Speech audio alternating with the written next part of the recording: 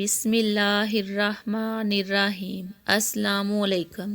روزہ رکھنے والوں کے لیے اللہ کی طرف سے روزہ دار کے لیے انعامات اور فرض روزہ چھوڑنے والے کی سزا۔ حضرت محمد صلی اللہ علیہ وآلہ وسلم کا فرمان جاننے کے لیے ویڈیو کو آخر تک ضرور دیکھیے گا۔ رمضان کا مہینہ وہ ہے جس میں قرآن اتارا گیا، جو لوگوں کے لیے ہدایت ہے اور جس میں رہنمائی کرنے والی اور حق و باطل میں امتیاز کرنے والی واضح نشانیاں ہیں۔ پس تم میں سے جو کوئی اس مہینہ کو پالے تو وہ اس کے روزے ضرور رکھے، اور جو کوئی بیمار ہو یا سفر پر ہو تو دوسرے دنوں کے روزوں سے گنتی پوری کرے۔ اللہ تمہارے حق میں آسانی چاہتا ہے اور تمہارے لیے دشواری نہیں چاہتا، اور اس لیے کہ تم گنتی پوری کر سکو، اور اس لیے کہ اس نے تمہیں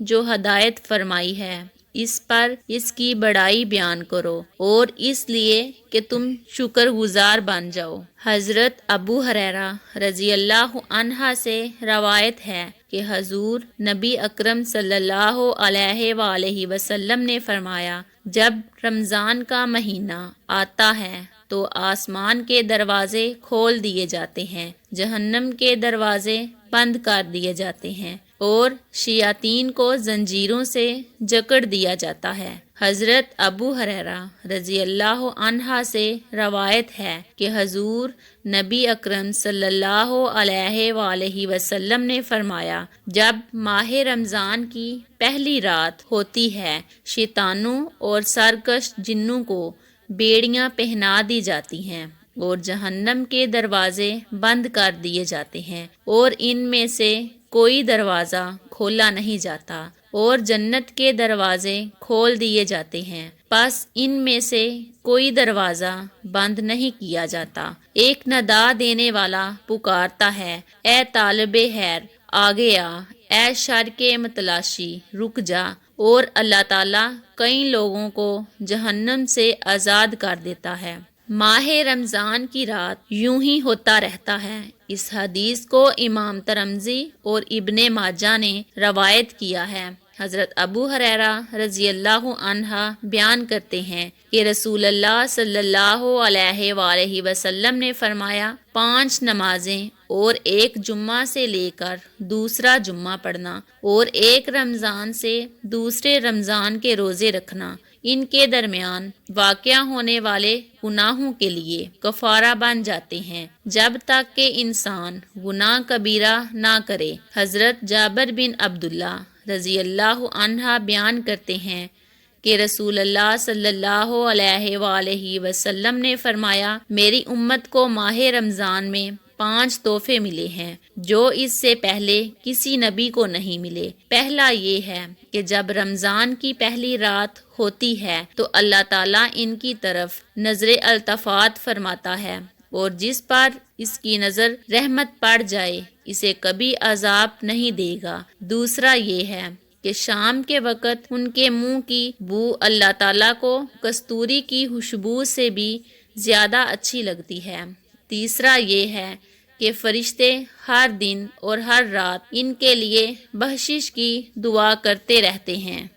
چوتھا یہ ہے کہ اللہ تعالیٰ اپنی جنت کو حکم دیتا ہے کہ میرے بندوں کے لیے تیاری کر لے اور مزین ہو جا، تاکہ وہ دنیا کی تھکاوٹ سے میرے گھر اور میرے دار رحمت میں پہنچ کر آرام حاصل کریں۔ 5واں یہ ہے کہ جب رمضان کی آخری رات ہوتی ہے ان سب کو بخش دیا جاتا ہے۔ ایک صحابی نے عرض کیا، کیا یہ شب قدر ہے؟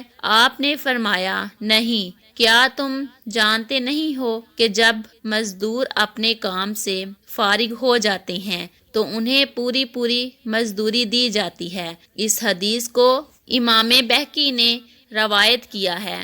رمضان المبارک اسلام کے ارکان میں سے ایک رکن ہے جس پر اسلامی امارت قائم ہے۔ اللہ سبحانہ و تعالیٰ نے ہمیں یہ بتایا ہے کہ رمضان کے روزے جس طرح پہلی امتوں پر فرض کیے گئے تھے، امت اسلامیہ پر بھی فرض کیے گئے ہیں۔ اس کا ذکر کرتے ہوئے اللہ تعالیٰ نے فرمایا، اے ایمان والو، تم پر روزے رکھنا فرض کیا گیا ہے جس طرح تم سے پہلے لوگوں پر فرض کیے گئے تھے، تاکہ تم تقوی اختیار کرو۔ اور ایک مقام پر کچھ اس طرح فرمایا، ماہ رمضان وہ ہے جس میں قرآن اتارا گیا، جو لوگوں کو ہدایت کرنے والا ہے، اور جس میں ہدایت اور حق و باطل کی تمیز کی نشانیاں ہیں۔ تم میں سے جو شخص اس مہینہ کو پائے اسے روزہ رکھنا چاہیے، ہاں جو بیمار ہو یا مسافر ہو اسے دوسرے دنوں میں گنتی پوری کرنی چاہیے۔ اللہ تعالیٰ کا تمہارے ساتھ آسانی کرنے کا ارادہ ہے، سختی کا نہیں۔ وہ چاہتا ہے کہ تم گنتی پوری کر لو، اور اللہ تعالیٰ کی دی ہوئی ہدایت پر اس کی بڑائیاں بیان کرو اور اس کا شکر کرو۔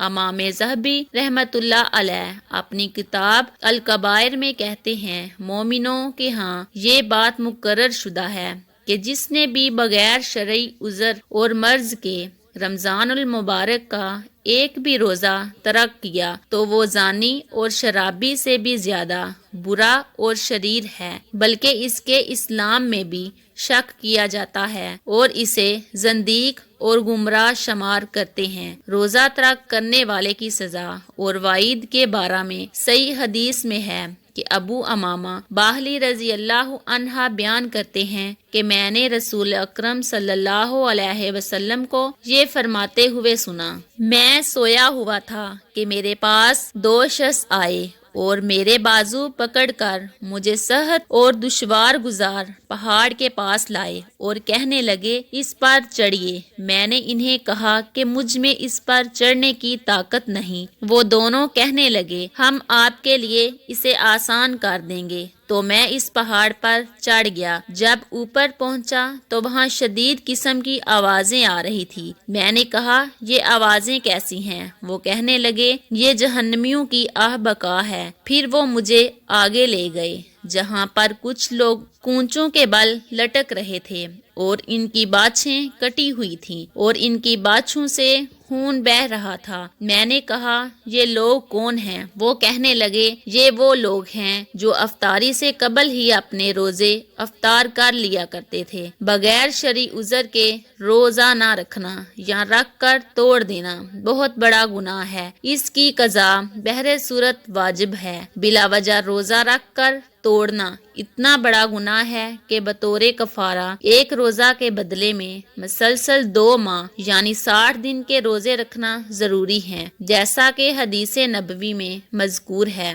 جبکہ بلا عذر شرعی رمضان شریف کا ایک روزہ اگر چھوڑ دیا جائے تو یہ بہت بڑے اجر سے محرومی کا باعث ہے، جس کا ازالہ عمر بھر کے روزے بھی نہیں کر سکتے۔ حضرت ابو ہریرہ رضی اللہ عنہ روایت کرتے ہیں کہ حضور نبی اکرم صلی اللہ علیہ وسلم نے فرمایا، جس نے بغیر شرعی اجازت اور بیماری کے رمضان شریف کا ایک روزہ بھی توڑا، اسے عمر بھر کے روزے کفایت نہیں کر سکتے، اگرچہ وہ عمر بھر روزے رکھے۔ نبی کریم صلی اللہ علیہ وسلم نے پوری زندگی کے نفلی روزوں کے ذریعے رمضان کے بلا عذر چھوڑے ہوئے ایک روزے کی تلافی نہ ہو سکنے کی بات شدت کے طور پر فرمائی اور اس پر شدت کا اظہار فرمایا ہے تاکہ لوگ بلا عذر رمضان کا روزہ چھوڑنے کی جسارت نہ کریں۔